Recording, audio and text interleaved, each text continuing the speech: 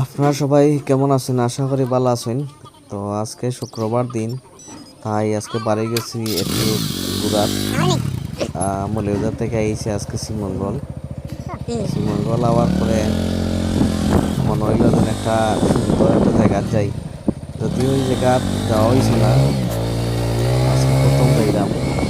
তো জায়গাটা শুনছি খুবই সুন্দর, আই পড়ছি। এখন দেখা যাক কই যাওয়া যায়। আপনার সাথে থাকুক, আপনাদের সুন্দর একটা প্লেস দেখাই। কারণ আমরা আশেপাশে ঘুরে কিন্তু সুন্দর একটা প্লেস খুঁজে পাই না, আবার তো ইয়া অনেক সময় দেখতাম পারি না, না জানার কারণে। এই শঙ্করটিলা তাইছেন না, বিশেষ করে শ্রীমঙ্গল যারা পর্যটন এরিয়া, যারা মানে ঘুরতে আইন, অবশ্যই এই জায়গা তাইবা। শঙ্করটিলা খুবই অসম এবং সুন্দর একটা জায়গা। এই জায়গা তাইলে পরে আপনার মন ভালো হইব, একটা পবিত্র স্থান। এই শঙ্করটিলাটা আসলে করা হয়েছে শিবর নাম দিয়েই। এখানে একটা সুন্দর একটা শিব মন্দির আছে এবং খুবই জাগ্রত এই শিব মন্দির। এই মন্দিরও প্রচুর সনাতন ধর্মাবলম্বীরা আইনও এবং পূজা পার্বণ করে এবং মানুষও হরে অনেকে, এবং খুবই জাগ্রত এই মন্দির।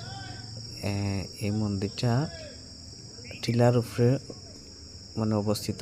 এখানে অনেক উঁচা টিলা বাইয়া উঠতে হয়, হাইটে উঠতে হয়, এবং এই আশেপাশটা খুবই সুন্দর। এখানে একটা সুন্দর বট গাছ আছে এবং প্রচুর বানর আছে। এই মন্দিরের আশেপাশে শত শত বানর আছে। এই বট গাছগুলো অনেক সময় উঠে এবং পাশে আপনারা দেখা যায় তখন বানর গাছের মাথাত। আর আমরা এদিকে আরও কিছু বানর আছে, সাইকেলের শব্দ হয়ে সব কিন্তু নিচে নামে গেছে। তো যারা শ্রীমঙ্গল আইবা অবশ্যই এই টিলাতে আইবা এবং সুন্দর দর্শনীয় স্থানটা দেখে ভালো লাগবে আশা করি।